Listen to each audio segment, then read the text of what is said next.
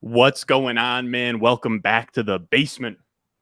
I'm Ron. I hope you guys can hear me all right. We're going to hop on here, do a nice puppy. We have the puppy 3 out right now on Underdog. As you guys know, we're doing streams every Saturday. I have 2 guests on the other side of the intro ready for you guys. As always, if you enjoyed the draft, if you enjoyed the video, make sure you go down below, subscribe, leave a like. Let's go. Thirsty, thirsty, trying to choose. I know I'm critical. My nitty bag. All right, here we are. Let me unmute them real quick. But how are we doing, gentlemen? We have the Fantasy Stock Exchange in here. We have Danny and Bush. How are we? Doing well, ready to get a draft going. Happy to be joined by you guys. And yeah, let's make another team because we did one this week over on the Fantasy Stock Exchange channel. So we'll see how this team compares to that. Of course. I'm thinking really not much going on in the chat. I was going to say, what's up with the fellas? We got BBM or Puppy 3. We're thinking Puppy 3. It's a half PPR. Chance Rapper's the GOAT, of course. Or Chance the Rapper's the GOAT, of course. All right, let's not waste any time. Actually, I wanted to show you guys real quick how it works. But you go into here with the, this is the overlay that I've been using. All right, so it's, I believe it's on.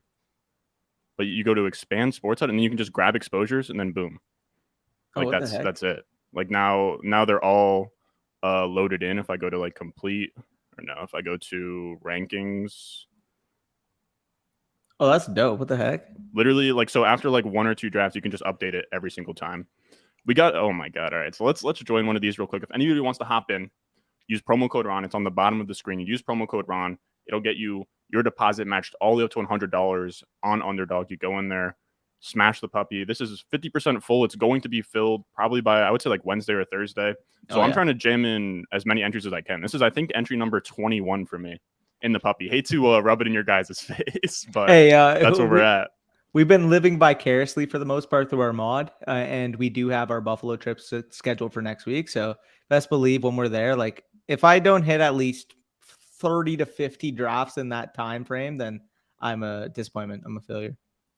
Dude, you're gonna have to. We're going August 20th too, so maybe they'll have a puppy 4 before then. I'm not really sure. Maybe there's a chance. I think they could fill another puppy if they started one around that time. And this is, by the way, familiar FSE. The fact that every single time we're drafting through somebody, we're picking in the top 5. Yeah, I've been also getting a lot of top. My one of those other things that you can look at from that Underdog extension or whatever.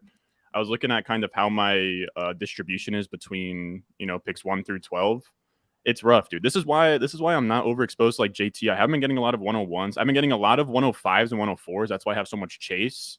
And then I've also been getting a lot of like 9 and 12, which is just so ugly, or like 10. So I just end up going like Devontae Adams, Diggs, Kelsey every time. Respect it. 9.6. Yeah, I have 19.3% Christian McCaffrey because I've been getting a amount of 2s, 3s, and 4s. And like, I'm dying. I don't know, for whatever reason too. I think I got like a 106 Christian McCaffrey in one of my drafts. That's making me cringe. Yeah, and again, there's a report today.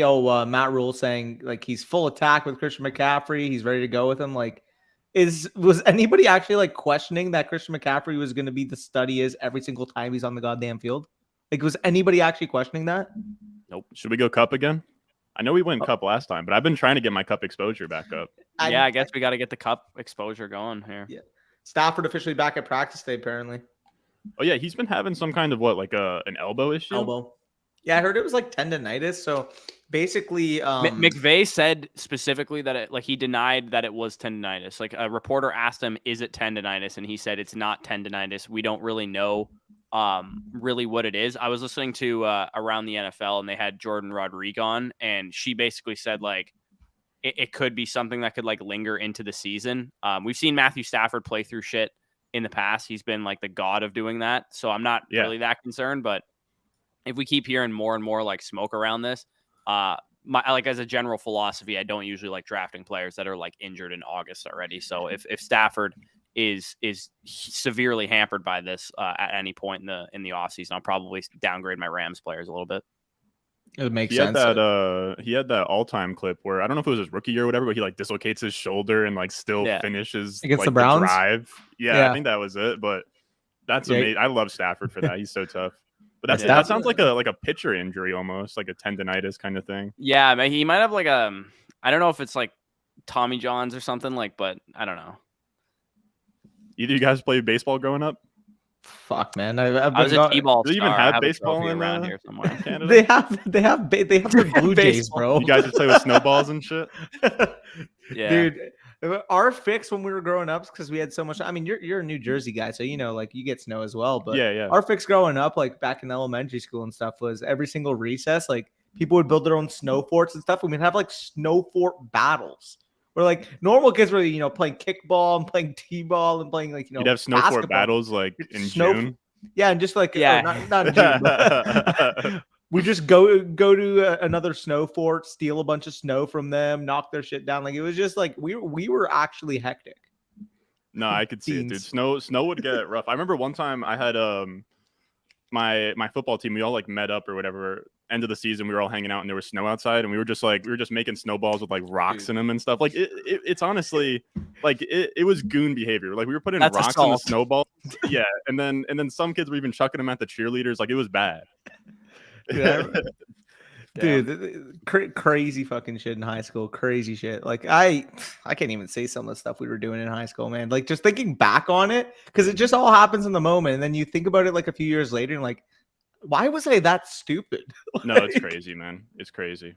Yeah, I think a lot of us were doing crazy shit in high school. Speaking of shit you can't say, funniest tweet of the day shout out. I saw that the National Massage Therapy Expo is in Cleveland this year. Oh my god. And I literally laughed so hard. I've never seen a Twitter like the Twitter post quote tweet just said, "We all knew why Deshaun chose Cleveland now," or something. Oh my god. By the way, let's just talk about the fact that Pelly has like the most anti-FSC start I've ever seen. Ugh. Who's that? Some guy in your Discord? No. I was just making a joke. The one guy in the draft. Joe Mixon. Oh, jeez. We're about to be back on the clock. I know who I don't want at this next pick. Imagine that was him. Yeah. I've been coming around on Jones. Oh no, you're not. I'm not going to say his name. What do you guys like between? Yeah, I would have liked Saquon there too. I feel like we just did the same exact draft. Like now we're staring down Javonte. I mean, at the second pick. Yeah, like we'll see what Glitter does though. There's an option that I don't mind going. We can mix it up with Tyreek or Andrews. Yeah, I was gonna say I don't mind Tyreek either, but if Glitterbomb goes Tyreek, then I was gonna say like if Andrews fall, I think I like that. You're heavy on Andrews, eh? I know in this format, like the elite tight ends have more value, but I'm not huge on taking a second round Mark Andrews at all. What are you guys saying about Tyreek? Tyreek's fine. I'm fine with Tyreek. I'm down with Tyreek as well. But yeah, Andrews isn't someone that I love, but I do think I've been mixing him in. I will say a lot of that exposure I think came probably a little bit earlier, which I'll be honest, his ADP actually has been falling back since. Yeah. Yeah, because at the beginning of the summer, like him and Kelsey were like going around the same pick. Yeah, I want to say like both he was like a 1-2 turn guy, Andrews. Now you can get him around like 2-3 turn. But yeah, really what it comes down to is I guess it's like 0.5 PPR. Andrews is going to score touchdowns. You also just have the elite tight end in best ball, where it is something that if you can actually get it to work. I mean, last year like Kittle and Waller were awful examples, but yeah. In like 0 RB, hero RB type builds, if you can sort of fortify Andrews, especially because there's that added utility where I don't have to like grab a middle round tight end, and I can just like if I get an Andrews or a Kelsey, I'll take a tight end in the 18th round. Like I don't care if I take you guys down for Fournette here? I don't even really like Fournette, but I think this is a fine spot. I like Fournette. I feel like the weight issues are pushing him down to this mid-third type of area because from a pure profile standpoint, I talked to you about it in the DMs, but like aside from a preconceived bias of Cook being a better talent, why should Cook be going ahead of Fournette in drafts? I think you could just make the case that Cook is, I guess it would be perceived talent, but I would say just from like efficiency metrics and stuff outside of last year, that's really the only issue is that recently Cook has been bad. And as you guys see, like I don't draft Cook either. But I do have my own ranks. I have Cook ahead just because at this point, I don't know. You have to imagine at least between the tackles, like Dalvin Cook, if he can sort of return to sort of 2 years prior to 2021, he can at least be efficient between the tackles. Where Fournette, you're kind of just getting high value touches. Yeah, you're which is getting still the fine. targets and the red zone work is how Fournette's going to make his money. He'll get carries, but I'd imagine he's not going to be more than like a 4.3 yards per carry type of dude. Whereas Cook will give you more of those big runs and stuff too. Yeah. By the way, if he isn't dust. If he isn't dust, and I don't think I'm starting to like cool on my Dalvin Cook is a bum take a little bit. To the point that like I'm starting to be okay with him like at the early second round portion, but I still think he's going too high. And me being cool with him at the early second round portion means I'm never going to get the opportunity to draft him anyway. So I'm probably just going to let somebody else draft the guy and see how it plays out. Again, like I'm going to raise him a little bit, especially over like Aaron Jones and stuff, but I just can't take him over even like Mark Andrews, even like Travis Kelce. I would easily take him over those guys. Yeah, I have him ahead of both, sadly. I've been cooling on just the elite tight ends altogether because, man, early in the season I was like, man, Kelce could probably be a first rounder, but ever since like once you leave best ball, it's like, okay, so these guys are all getting pushed up around, and it's time to probably chill out. Juju, yeah, that's what I just said. This guy just took Juju 401. This guy just took Debo at the 112, and he took Zeke at the. That is very weird. I've been seeing people do that, dude. I had in my in the NFFC draft that I was streaming the other day, there was a guy in a full boomer lobby that went Debo CD, and it was like, okay, this guy's about to like rip 0 RB, and he just proceeds to go like Chubb, Zeke, like the most like David Montgomery, like the most like ugly round 3 through 5 picks I've ever seen in my life. Also, in a 0 RB start. I'm sorry, but like I cannot even remotely get on board with a 307 Cortland Sutton. Why is he going in the third round now? Why? Like, why? If he was like a late 4th round pick, okay, I can maybe get on turn with that. But I mean, even ahead of Jerry Jeudy, like Jerry Jeudy completely alphaed him last year. Looked like a little beta last year with Jerry Jeudy on the field. Like he was outside of the top 100 wide receivers in terms of PPR points per game and had a 13.5% target share when Jerry Jeudy was on the field. Can I make a? Yeah, what do you guys like here? I was literally about to suggest Cam Akers, and he went. Okay. Oh, what do we think? I like Deontay would be my highest ranked wide receiver. Me as well. By A-Rob. I like A-Rob too because of the correlation. We have with Cup. True. Yeah, that's a good point. All right, I'll get my A-Rob exposure up a little bit with the FSE boys in here. Yeah, I mean, you got him 4 picks past ADP as well. I don't hate 4 or 5 turn. Little Rams correlation, but yeah, I agree with you guys.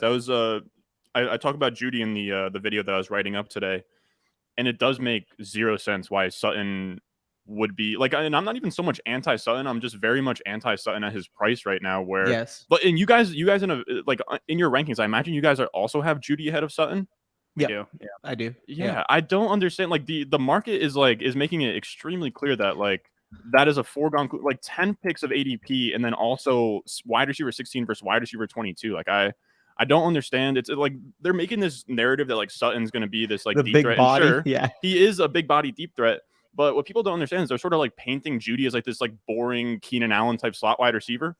At Bama, like he made his money on like deep routes, and like in his rookie year, he was like top in the NFL in like deep targets and shit. Like he is also a high A dot wide receiver. Like they're both high A dot wide receivers. And we've just seen Russell, and I don't mean to rant here, but we just saw Russell Wilson support 2 top 24 high A dot wide receivers for 2 consecutive seasons. So like they both can win. I have Sutton exactly 1 spot behind Jeudy, but I'll never get him because he keeps going mid-third, which is insane.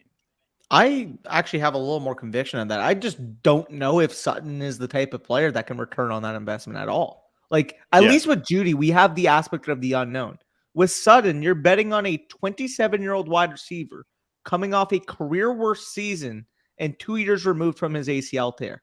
Yes, could he bounce back? Could he look healthier this year? Maybe, he just becomes a better player. He's full year removed from that ACL. Sure, but why would you bet on that type of archetype versus the 23-year-old wide receiver who at least showed flashes when he's on the field to be the dominant target in that offense? I agree. Dumbfounding is what I'll say. What do you guys think between Waller? I know you guys like Lamar.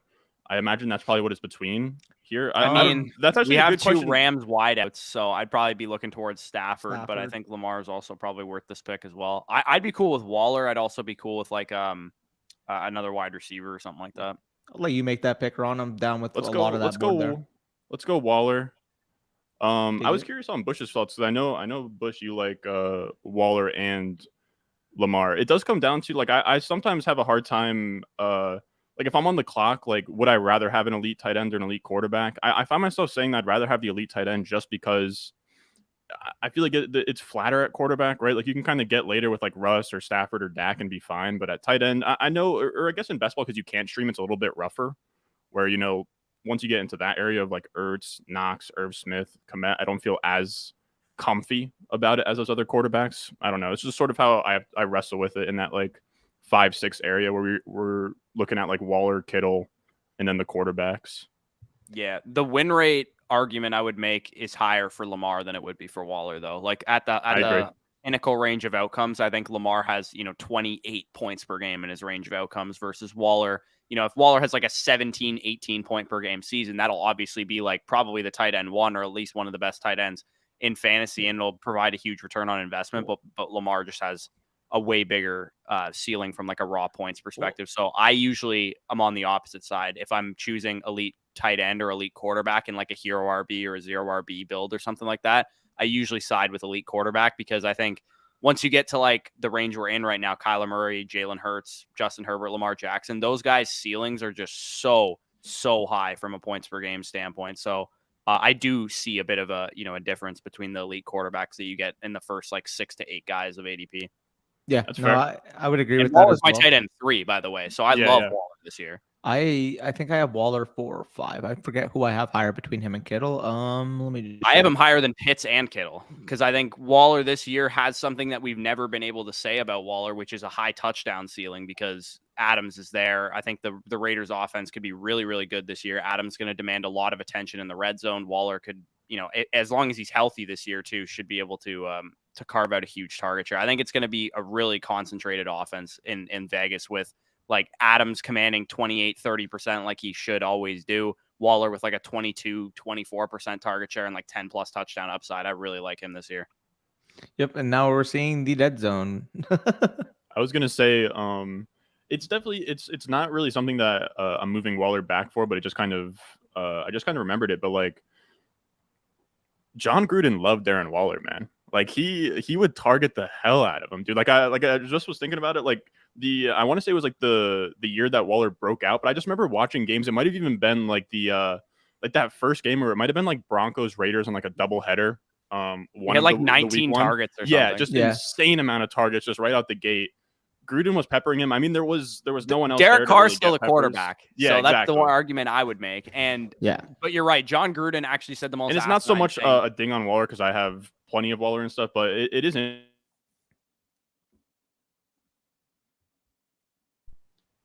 Is everybody chilling? Oh man, dude, my Wi-Fi is rough, fellas. Oh, you got to see sometimes when we're trying to record or whatever. I got AC on. I got lights on. It's bad. I have stream problems every time, and it's like my connection's not even that bad. Like I did one of those tests, and it was like 100 megabytes per second, but it's something about like the reoccurring connection with a stream that, especially StreamYard, also gives me problems. Yeah. Dude, all right, so just ask Corey. Sometimes I lag bare. Dude, let's look at this board actually.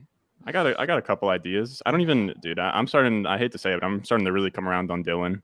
I don't mind Dylan here. I was gonna say because the wide receivers are kind of yucky. I don't mind Thielen either. I know you're lower on him due to that exposure, but I would say Dylan or Thielen here would probably be. Okay, so there goes Dylan anyways. All right, let's go Thielen then. Yeah, I'm down for it. Smitty would be where I would go. Oh, I also wanted to show you guys this real quick. This is what I need to pull up real quick. It's actually not gonna show you guys, but you will see it in a second. Just trust. Allen Lazard is a top 75 pick in ADP. Gross. Come on. Hey, week 16 matchups. Oh, okay. I can get a lot of shit. I can get week 16 matchups. I can get week 17 matchups. What else can I get? Because Colts versus Giants in week 17. I know that. So I mean, now you got Minnesota versus the Giants in week 16. Okay. Somebody asked a question in the chat: is Watson a top 5 quarterback? What do y'all think? I mean, like as far as a real life NFL quarterback, I think he's a top 5 quarterback. Probably right on that fringe. He's a superstar, man. He's obviously a fucking deviant, but like he's a superstar quarterback. No, he's really good. And it's kind of weird because it's like, honest to God, like in the NFL period, there's probably, I would say, 10 or 11 franchise level quarterbacks, 3 that are like you're content with, which is like the Kirk Cousins, Derek Carr type of area. And then after that, it's like if you don't have one of them, like just draft one. You know what I mean? Or you have one that you just recently drafted. Yeah, and Zach Wilson will be up there next year. Hopefully. Are we saying Devonta Smith, Tony? Any of those? I'd go Smitty here. I think we were looking at Smith last pick. Yeah, I dig Smith. Yeah, I dig Smith. What's in like a real life? Do we? What's up? Yeah, how much more time do we have for Stafford? Okay, we got a while. 102. For some reason, I thought 25. Stafford. We're looking at that next turn, yeah. So that 904 is probably pegged for Stafford. Yeah. I was going to say the Rams are playing with we should probably move off of Deshaun, and I shouldn't bring it back up. But like there's just something that confuses me ever so slightly, and I don't want to get anybody in trouble, but like the guy, he did miss like 17 games last year, like that. Like it feels like it counts for absolutely nothing. I feel, and I know that he got paid, so it was like technically a paid vacation. But I mean, if they give him like I'm talking like a fat fine, like whatever his salary was last year, like 1.5 exit, like that seems like a decent punishment. Like it's not like he hasn't missed any games at this point. But I don't know. Feel free to like just absolutely crush that if I'm being an idiot. No, you're fine. Okay, from a legal and from an NFL perspective, right? The reason why I think 6 games was the baseline there is that the NFL wanted to make it look like they were pushing for the season. They wanted to ultimately defer to someone else who they knew would probably be willing to give less of a suspension, and then say to the general public, I don't know, this person said 6 games, nothing we can do. Because let's be honest here. From an NFL perspective, now. From an NFL perspective, they want Deshaun on the field because Deshaun Watson, negative or positive, generates revenue for them. For a blue blood franchise like the Cleveland Browns do. So for their perspective, I think the reason why they're appealing that is because of how negative the public backlash was. Because if the public was just like, okay, he got punished, he got his 6 games, the NFL is not appealing jack shit. But all I'm saying is, how come it's not like people are like super outraged, and I get the outrage and everything, but at the same time, it's not like it's like I feel like saying it's just a 6-game suspension is underselling it a little bit. Like he did just sit out an entire year. It was contract related, supposedly, that he didn't want to play for the Texans. The issue is that if he put his helmet on and tried to play, like it's not like the NFL would have let him. You know what I mean? Like, yeah, no, I know what you mean. I think they were like, yeah, Deshaun. He should have been on the exempt list. Kind of like wink, wink, nudge, nudge. Like, don't play this year because the NFL will exempt you if you try, and you don't want to play for us anyway. So we'll just be cool to, semi part ways until this clears up. Yeah, so that makes sense, but I guess it's just like I know what you mean though. It is nobody has mentioned it once. Yeah, nobody's been like, yeah, well, did he already get suspended a little bit because he wasn't in the NFL? Because I agree with you. I think if he tried to play, if he tried to put his helmet on and play, it wouldn't have let him. There's no way. I think they would have exempted him if he tried. Yeah, which he probably should have tried just so he could have had that on like his side of the case or whatever. Was Sully the guy that reached on Cortland Sutton? Is Jim Thorpe in our draft? This guy watching right now? This guy with the juju in round 4 is going like Marquez Valdes-Scantling. I want to 7-12 Marquez Valdes-Scantling just feels. How are you taking MVS over Sky Moore? What are we doing? This is the definition of like stacking to like a fault. But like, even if you're gonna stack, take the fucking better stack option. Speaking of stacking, if what happens if Renfro falls? Oh, never mind. He just went. I was gonna say, what happens if Renfro falls here? I don't have much Renfro, but I'm like starting to kind of come around on it. I think Renfro is gonna be just like a boring Tyler Boyd, like wide receiver 28 in points per game this year. Like I don't think he's gonna be bad, but I don't think he's necessarily gonna be great. But I think for those of you guys out there like watching this that are in 5 wide receiver like leagues where you got like 3 wide receiver slots, 2 flexes, full PPR, you need like a deep team to field a deep roster. I think Renfro's not actually a bad pick in that kind of format in like the 8th, 9th round. What do you guys think here? I'm favoring 3 options here. Danny wants Hunt, I would imagine. I want Hunt, Olave, or more, but you could convince me on Chase because we have Tyreek. What do you think, Bush? I'd go with any of the running backs probably. Yeah, let's go Hunt. Let's go Hunt. Yeah. We'll go with Hunt. It doesn't really seem like he's going to be moving anytime soon. I mean, maybe he's will. Holding hopefully, out now. He's MVS. Okay, so I might be okay. So I'm a little bit behind here.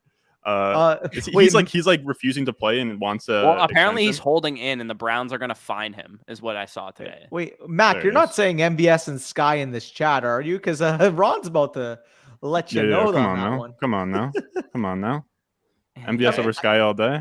I'm Hey, sorry, wave but- check as the profile picture. That's amazing, dude. But okay, I he might be being facetious. I don't know, but Yeah, he might be. I feel Nick- like you don't even have to make the point, dude. I was looking. Have you guys seen MVS's reception perception? Like it's like laughably atrocious. bad. Yeah, it's like what, like It's like 10%? fifth. Yeah, it's like 5th percentile, 12th percentile, like 7th percentile. Like it's awful. Like he's just Alan gonna Lazard run too? wind sprints, which is like I get like he has a role, but he's going to get free like once every 3 weeks for a bomb touchdown. Like we all know that's what MVS is going to do in Kansas City. Like we just got sniped on Stafford.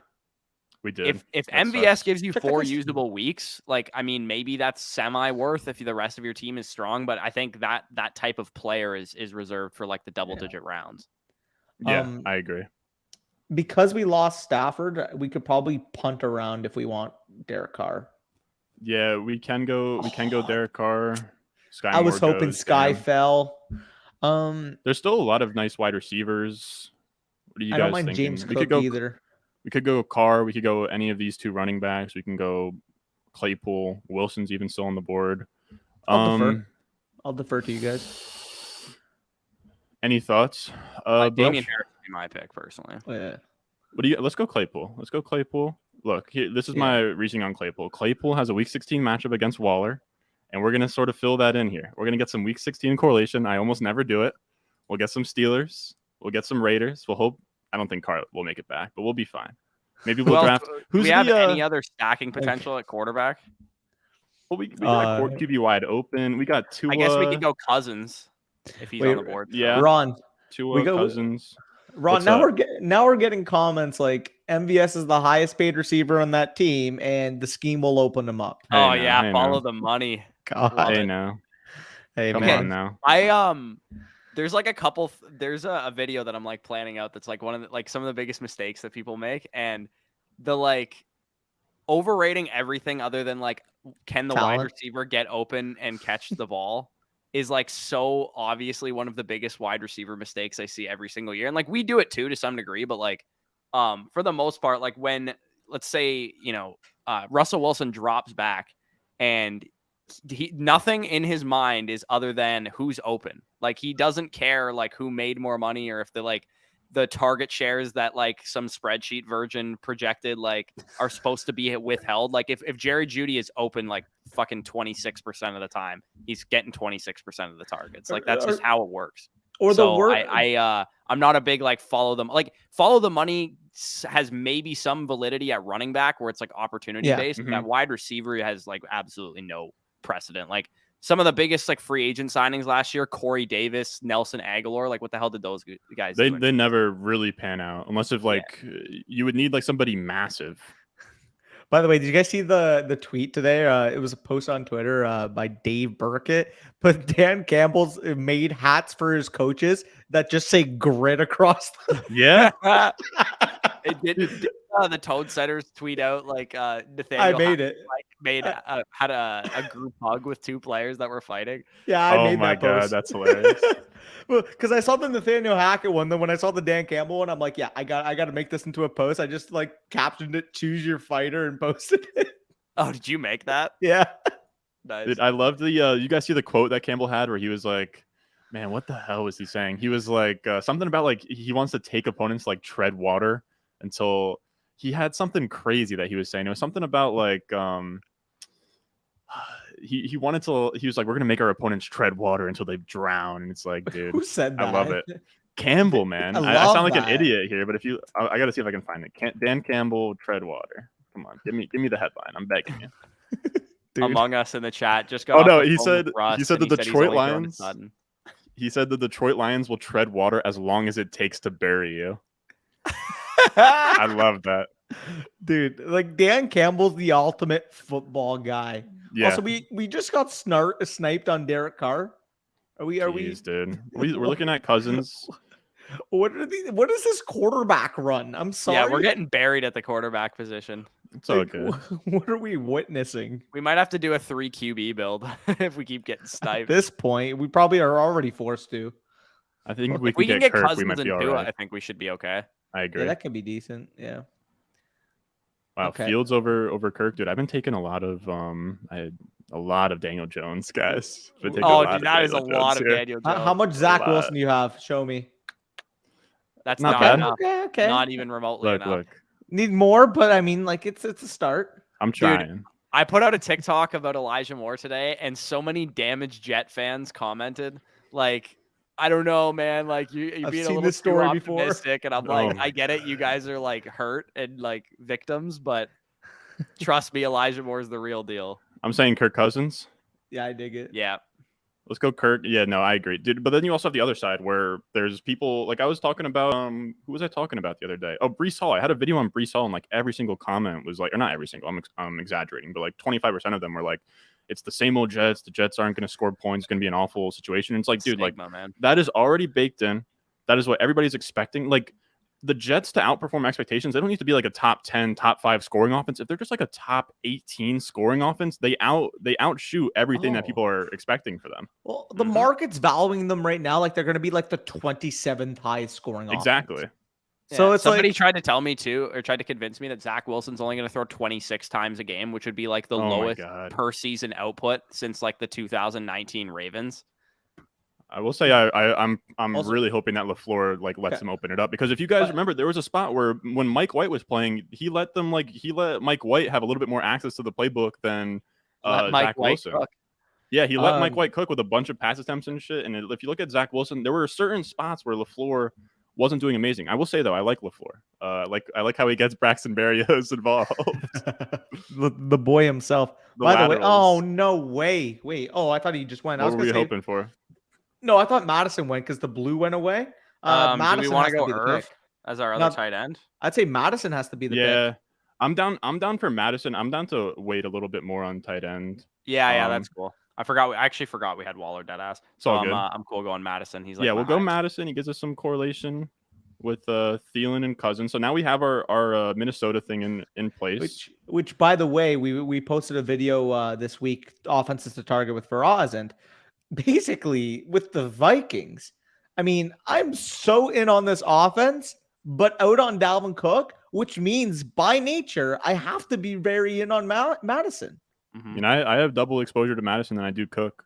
Yeah. Speaking of being out on an elite run or like a high end running back, is Darrell Henderson still on the board? Because we do have like a bunch of Rams bets, and if we have Henderson still available, Next round then he we will be probably. might want to go after I him. We'll dig just tuck that away. Yep. He's my most owned running back, not named Ronald Jones. So I'm scaling. Oh my god, What? dude! I'm scaling so back the much- Ronald Jones exposure. Have you guys been hearing the reports and stuff? Yeah, That, and he might not make the team. Here's the thing that I question. I don't know why he's on the chopping block and not Derek Gore. I don't understand why. I would don't understand imagine the because world. Ronald Jones Pass doesn't block. try and practice. pass blocking too. God damn it. No, the guy's work ethic is piss poor, like legitimately. Like I follow my Buccaneers quite closely, and I'm aware that like Ronald Jones, when he had COVID in week 14 or week 15 in 2020, like gearing up for that playoff run, apparently he just like ordered Uber Eats the whole week and like didn't God make damn an it, effort to Rojo. like try and get healthier, and that's why Fournette was the guy that like they went into the playoffs with. Yeah, so at the beginning of the offseason, like when we went to New York, Ronald Jones was my highest owned running back, and I had like 30% of him. Now I've scaled that back. I'm at about 14% of him. So Yeah. I'm still overweight in terms of market, but like I'm trying to at get back to even on him. I'm Right? trying to I get have back to I have even. Jet McKinnon as the highest owned running back in that Yeah, backfield. How that's much a great McKinnon call. do I have more have Jarek now? McKinnon than either of the other two guys. I have one Jarek McKinnon share, so I gotta get a little more there. Darrell Also, Henderson, I have a stupid amount of JD McKissick still, and I'm probably going to get more of him when we go to Buffalo because he's still like a 16th He's round still pick very for cheap. some inexplicable reason. by the way, so Ron, I What's just got that nice sweet 4-5 turn Travis Etienne, 24.1%. My goodness. Dude, What? Travis Etienne, his ADP is climbing, bro. I will tell you, where are you guys at on Etienne in like not to spill the secrets, but like in your own ranks? At this point, I have moved him to literally the next guy after Leonard Fournette at like pick 27 at this point. What overall at running back is that? I want to say 14-ish. He is currently my RB 13. So Okay. Yeah. He is my RB 15. He is my where do I have him overall? I imagine you guys have him in that 34th third round. overall. 34. ETN is 34 is where I ranked. got him. ETN is ranked as my 28th overall player. Yeah. So Yeah. I'm right in line Danny's with got you. him a bit higher than me. The reason I have him a bit lower is because I moved Kamara up over him. Yeah. Since Makes some of the sense. news that's come out, and I've had Akers ahead of him the whole time also. So I got to Wow. raise A-Rob. I'm just looking Also, at that here's a question, just some inside baseball, but like, you guys treat your rankings as like in a vacuum, or do you take ADP into account? Because I've been sort of absolutely, going back and forth. absolutely taking ADP into account. Because like if I know I have, for example, ETN ranked higher than, like let's just say right now Alvin Kamara, but I don't have to take ETN before. Or that's actually a bad point. Who's like a player that's going like a full round, like Elijah Moore? Okay. AJ Brown's one for me. Yeah, AJ Brown is another one. So let's just say I have, I don't know, AJ Brown ahead of fucking. Are we saying Tua here if he gets here? Yeah, sure. yeah, that'd probably be the play. I'm trying to think of an elite example.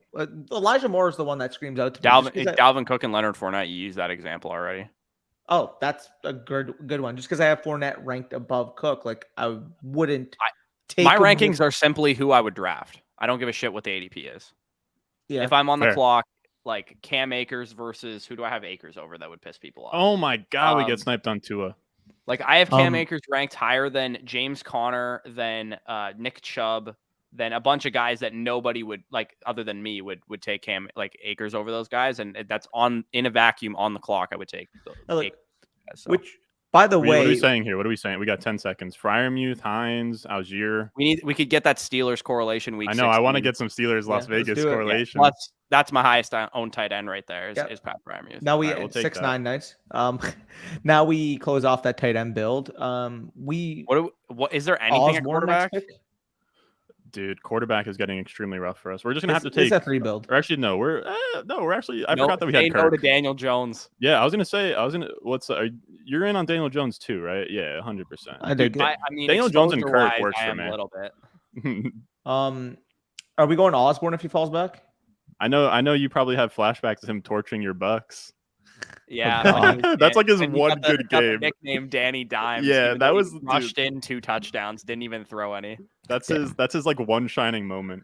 Dude, it's also the one shining moment for Trubisky as well. He had a 6 touchdown game against the Bucks. Oh yeah. Yeah, I remember that. The game plan was let's just find Vernon Hargreaves and throw at him every single play, and we'll score 6 touchdowns. Dude, who did that against the Texans when he was on the Texans?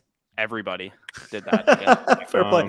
I remember you were doing your series, the wide receiver cornerback matchup, and you just said, like, every week that's all they were doing. My DFS articles this past year were "Where's Waldo" with Vernon Hargreaves, and it was a profitable strategy.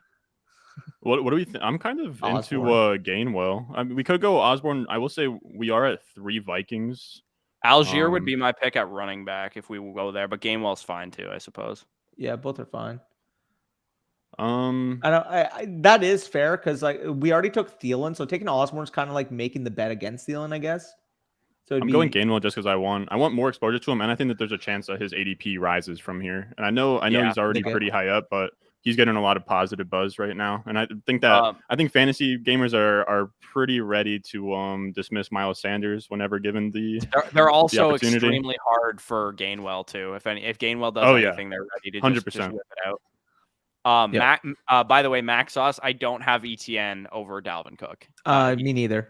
Yeah, none of us do. I also, for what it's worth, I don't have Akers ahead of Dalvin Cook either. As much. This is the reason I asked that, because I was running into this problem where I was drafting off of my rankings, and I have AJ Brown as like my 205. So I'd be down to like draft him like anywhere in the second round, and I was on the clock at like maybe like the 208, the 209.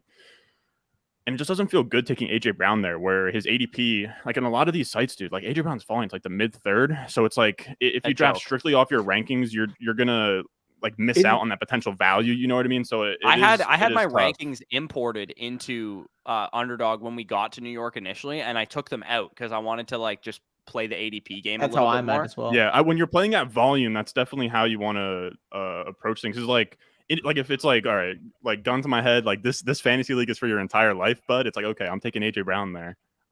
Isaiah But, McKenzie's if a I can live 13th another round day, pick. Mhm. I'll see if he gets Sorry. there. No, dude, Isaiah McKenzie has passed Jamison Crowder at this point, which is I don't hate it, but I don't want to pay for it at this point.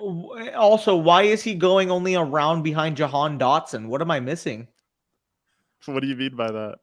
Like Wait, he is the goes, Jahan Dotson goes basically a round before Isaiah. Like, why is Isaiah McKenzie even sniffing Jahan Dotson in ADP? Isaiah at this McKenzie, point? for what it's worth, huge DFS darling last year. Anytime he had an opportunity, he was actually golden.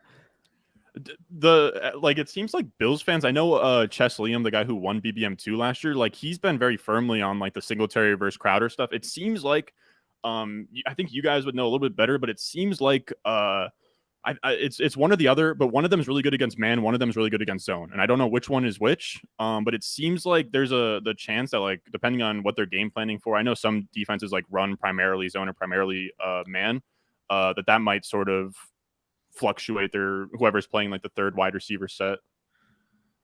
So you're talking about between McKenzie and Crowder, right? Yeah, apparently one of them's good at zone, one of them's good against man.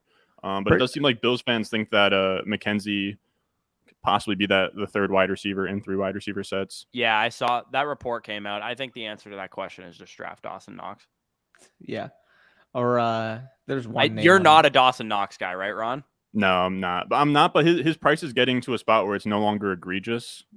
Yeah, well, that's where I'm at with Knox. I don't think he's like, you know, an elite tight end waiting to happen necessarily, but I see a range of outcomes for him where he returns heavily on his ADP. Ooh. It's also very narrative-y, but he is the best friend of the quarterback too. So like, and he's only like a young player. Tight ends generally take a while to develop, especially when you don't have any production like he didn't have in college. He's a great athlete. Like the peripherals for like the video series I did, like the anatomy of like an elite tight end or whatever. He has what's important, which is like because the production stuff is less important for tight ends than it is for wide receivers and stuff. So I think with Knox, the fact that he already had like a good fantasy season is going under the radar. And I expected people to be really egregiously high on him. Like after last season, I thought he could be like in Schultz area. Like tight end 6 off the board or something stupid. But I thought he could be in Schultz area. 100%. You guys like Daniel Jones here? I like Daniel Jones, but I mean, I think Khalil Herbert. Oh, that's what other QBs are there? But QBs we have Jones, Mac Jones, Zach Wilson, Tannehill. I'd be favoring the second year guys over Daniel Jones 100%. I like Herbert here. I'm cool with Herbert. All right, let's go Herbert. I'm also rising on a range of outcomes in which Mac Jones actually turns into like a high-end NFL quarterback. I agree. Like, I agree. How much does that affect fantasy? I don't know. Maybe he's only like a QB 14 in points per game or something like that. But I actually seriously think there's a range of outcomes where, and it more so makes me more excited about like Hunter Henry and like the weapons that he has rather than him himself.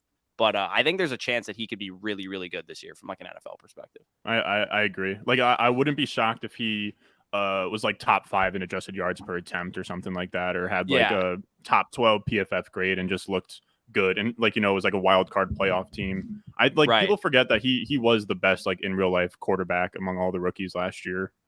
Right, and that makes me excited about the red zone opportunities for the running backs. Hunter Henry, I think they're all undervalued. Like the Kendrick cheapest, Bourne is so undervalued. The most expensive Patriot is 96.6. Like if this offense scores points. Ramondre passed Damian now. Good. Yeah. Yeah. Good. I mean, Parker and Kendrick Bourne are the 2, and Henry are the 3 that I've been getting like the most of lately. Parker's interesting too. I don't know, man. I don't know what to think. Could go Daniel Jones, but we could just pass and go with something else here. Like we can look at running back, like a Patriot stack. I don't mind Marvin either. I don't mind Marvin Jones. Can we backdoor a Patriot sack? We definitely could. We could get like Kendrick Bourne going, or even Tyquan Thornton. What do we think? I don't mind Marvin either. We probably need another quarterback. I say let's just go Jones. How do we think about Jones? Let's go. Take a quarterback. Let's go Jones as well. The reason why I also like that is because Giants Minnesota in Week 16 is interesting. Wait, Glitter Bomber has 4 quarterbacks. Is that what I just saw? Oh my god! And he has Lamar as one of them. What a crazy he's the one that's sniped us on Tua. Okay. But now we have 5. What do you guys like? Do you guys think we need more running backs? I'm open to doing 2, 6, 8, 2. Those guys. I'm fine with either 5 or 6. We probably should have favored a guy like Algier at the running back position because I think we have a lot of the same type of archetypes of running back. We There's do have a lot of handcuffs there. handcuffs. We just have 4 straight handcuffs. That, I'm like, hoping that's why I if probably McKissick would've comes went to with, us, I would Cal like to go Peter. McKissick. By the way, guys, Yeah, we can do that. in I terms know of you Marvin, guys aren't going to say no. No, it definitely will not. in terms of Marvin Jones, like, am I off base to say that there's a good chance? We were just talking AJ Green. Now we're talking Marvin Jones, But- Danny. But genuinely though, there's a decent chance he could lead the Jags in targets, and he's going in the 15th round. Yeah, I don't hate the call. He's. Like- Let me see the game logs real quick. He's like He is kind one of those guys that goes under your he's nose. like an only in best ball guy for me though. Like I agree. wouldn't really get excited about him for season long. I just think he's a good player too. I don't think he's like Van Jefferson. Van Jefferson's actually hurt now. Donovan Yeah. Peoples-Jones, 20.5% target rate Marvin Jones last year, not bad. Or target share, not terrible. Yeah. 16th in red zone targets. Like he is still kind of the same guy.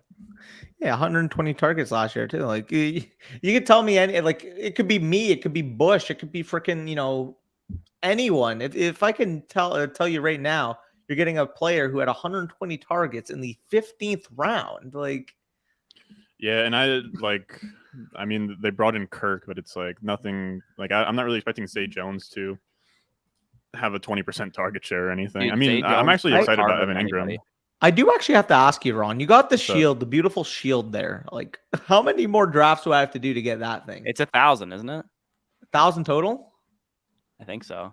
Something like that. I don't know. The higher ups, they know. But I don't know. It's 1,000. I'm It's one fairly of- certain. It's one of those things. Those in the club, we don't ask. We just sort of come in the VIP door. We say the password. Loki doesn't even know how he got it either. Yeah, if it wasn't illegal in our province, we would easily have shields by now. He just woke up one day. He's like, "Oh, cool! I got a badge." Yeah. It's like here's a reward for all of this, buddy. Facts. Oh, speaking AJ Green, Jones, he goes? knows. Jeez, dude, this is Zach a guy Wilson who at pick 182 is the most egregious thing I've ever seen in my life. What round did he take Tolbert in? Was that like round 8 or am I tripping? This is what else I was gonna say, Bush. Like a lot of Jets fans point to Zach Wilson versus the Bucks game. I didn't think that he looked that great in that game. I mean, he made some nice throws like in the pocket and stuff, but the game that I point to is the Titans. Like that. Oh Titans yeah, he game, was much better in the Titans game, but Dude, I go saw to sleep watching the highlights from that game. Oh yeah, so that one Mike Savino or whatever his name is, the one like Jets guy. Salfino. Mhm. Yeah, Salfino.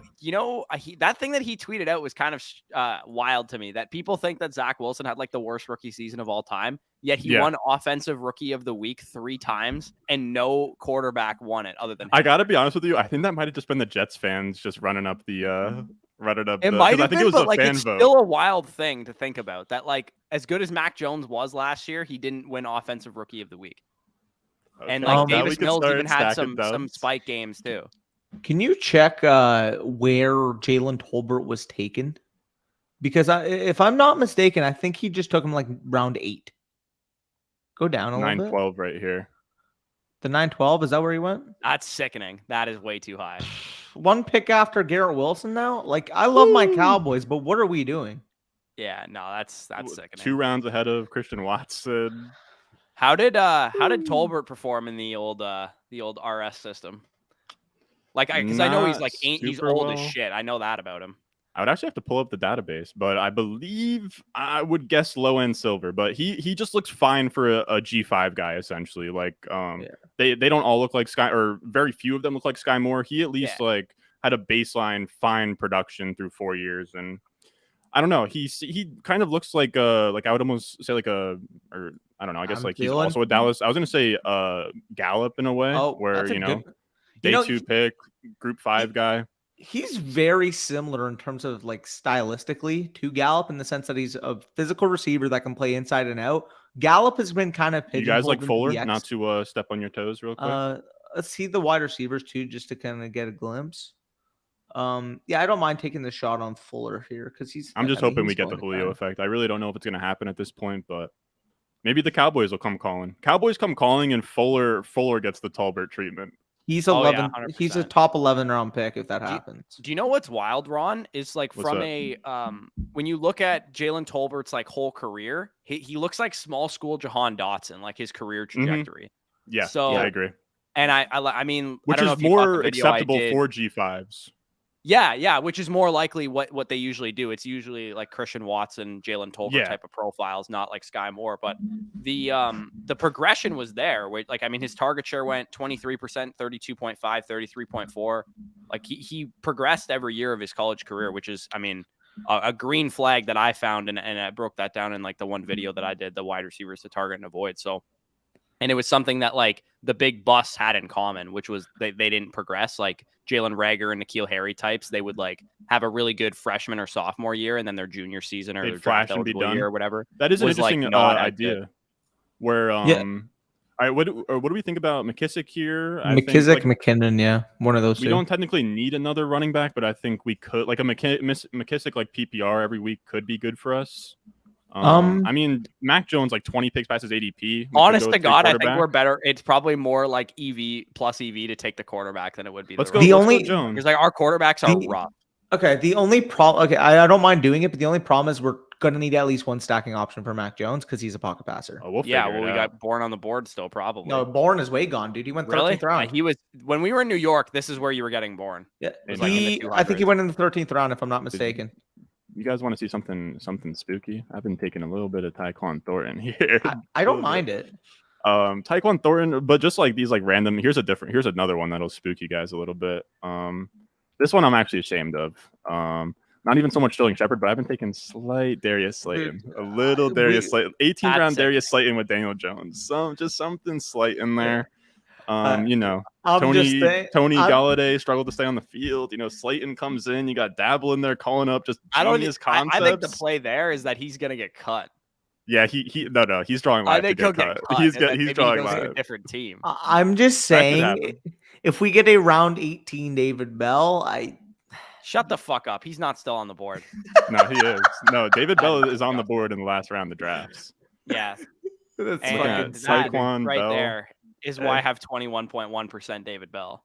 100%. Also, if both those guys go off the board, Ron, I'm just saying, like, D. Houston himself, we're not taking your stupid irrelevant Cowboys wide receiver. I've taken one share of D. Houston for Danny just because I had a Nathan Dak in the 18th round. Watch begging for a James Prochet shout out. Watch Dennis Houston just pop in the preseason. His ADP is like round 13 randomly. Round 12 randomly.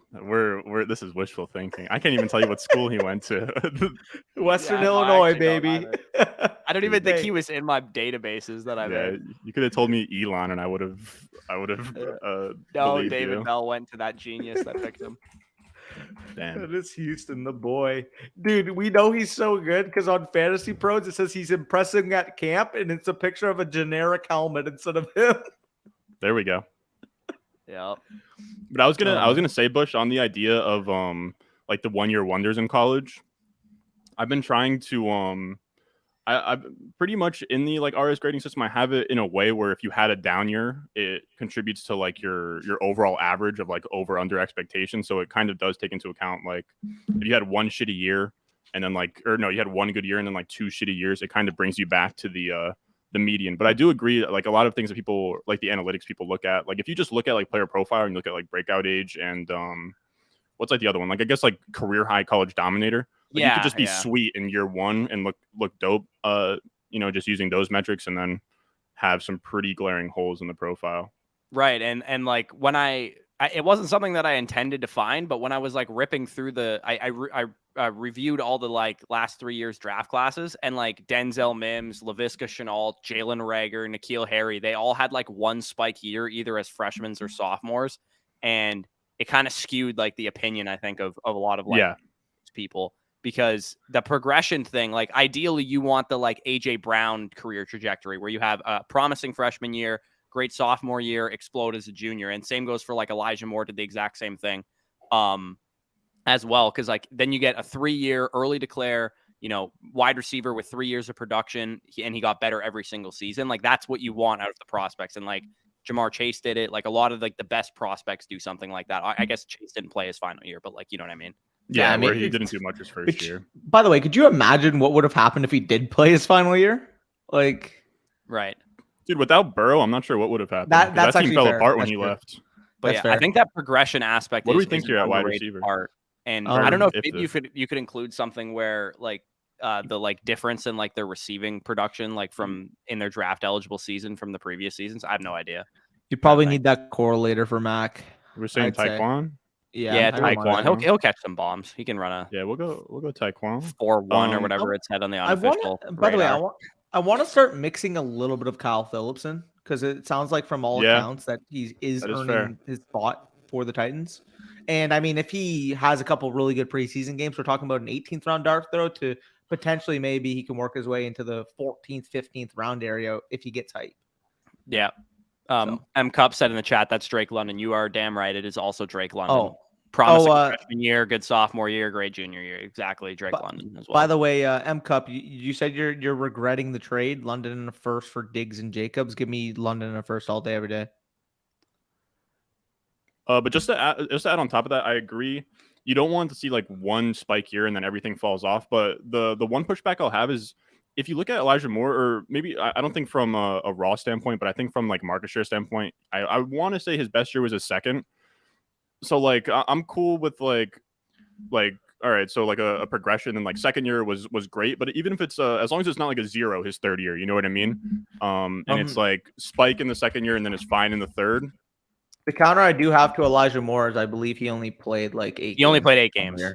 And in my I don't know, I know you like Bean Counter doesn't do this. I don't think you do either, Ron. I in the 2023 like watch list database that I made with like all the like, you know, target shares of the players and all that kind of stuff, I'm doing it on a per game basis because I think I'm going to start doing that from now on because I do think it gives you like better data. That's what I want to do as well. It's like just harder London, to guys like London and Moore who are en route to just like absolutely ludicrous seasons. They get screwed out of that. This is what I'll say. I manually adjusted Drake London per game. I did as well. It's really just for me when like every wide receiver drafted since 2007. It's a bitch to get everything at per game. So everything's at full for now, but that is a project in the offseason is to get everything to per game and then probably have like even like I don't know, like per game minimums. But I already have game played minimum, right? Where like Rondale Moore's like 3 game season isn't going to count for me. I think it's like 6 game minimum that I have. So Ron, if you want, I'll split that project with you, getting the per games back to 2007. If you want to, you know, share some of that data or whatever, I'd be down to split that project with you because I want to get everything on a per game basis if I can. All right, bet I'll hit you up in the offseason. That's something I'm going to take on like after the Super Bowl. Yeah, for sure. By the way, boys, so just talking about Elijah Moore, it's kind of dumb looking back, but why wasn't he kind of why wasn't he more highly regarded in terms of the community as a prospect? Because he's small. That was pretty much the only reason. If he was 6 foot, 200 pounds, and played the full season that year, he would have been a top 15 NFL draft pick. And Z liked him. Oh yeah, Lance Z knows what's good. Yeah, where do you have? He also likes Zamir White though, so we're not going to take him too seriously. Zamir White stinks. Come on now. Let me see. But talking about Elijah Moore, I mean, this was a guy playing in the SEC, averaged over 10 receptions per game, nearly like 135 receiving yards per game and a touchdown per game, and quite literally made a 3rd round quarterback prospect look like he could potentially be a top 10 pick the following year. I love those stories so much where like Mike Evans just carried Johnny Manziel, and then you have Godwin, Allen Robinson, Deshaun Hamilton carrying Christian Hackenberg. Oh, don't worry, Jordan Addison carried Kenny Pickett too. We're gonna see it once Kenny Pickett plays in the NFL. I don't hate that at all. Oh, dude, I love if you look, there's like a Kenny Pickett highlight tape on YouTube, and the whole comment section is this a Jordan Addison highlight tape also? Because like he had this one play where he like threw it like way behind Addison, and he like falls down and grabs it with one hand. I'm like, dude, this guy constantly bailed this bum ass quarterback out all the goddamn time. Hold on, let me get this screen up real quick. This is dude, I give Lance Z so much screen time, and this guy doesn't even know who I am, probably. But this is his 2021 ranks. I respect it. His Devonta Smith ranking alone has him like pretty much in the elite tier. Not alone, but it gives him a little bit of a multiplier. But I mean, looking back, like it's not. I mean, I will say like the film grinders who have Devonta Smith over Bateman. It's pretty damn egregious. Nico Collins. Yeah, no, that is tough. I will say, yeah, that is. For what it's worth, Bateman also a little bit of. Look at how low Rondale. This really dinged Rondale for me. Cornell Powell over Ramonra. Oh, and then he has Amon-Ra. Yeah. It's a little Keep bit all going over down. the place. Ron, you wait. should see my film grades for this class. I don't want to toot my own horn here, but it's looking nails. Like I nailed this class. I mean, you had Tamori and Terry like wide receiver 6, no? He was wide receiver. You have 8, to remember. and You have to remember. He does these I think he pre-draft killed as well. somebody, He does so. these pre-draft. Bush, I'm So just fucking with you. this is pre-draft, whatever. Yeah, Also, but this is Bateman. it's clean. Bateman Elijah also Moore one of those here. guys that did regress a little bit. Isn't kinda sketchy about his Zierlein That's isn't true. Zierlein usually more predictive at running back though? Didn't you point that out? Yeah. He's 100% more predictive with running back. I just pretty much what I've done with Lanzi in the model. Now we're getting into some nerdy stuff when we're in redraft season, but what I've done with Lanzi's grade in the model, wide receiver, it's not like he's not as good in terms of hit rate as he is as running back with them, but what it does do is it kind of covers draft capital's blind spots where, Elijah Moore, he should have been a first round pick. Like a 6.4 plus from Lanzi is a first round grade. So that manually gave him a big boost. Having Rondale down gave Rondale a pretty big ding.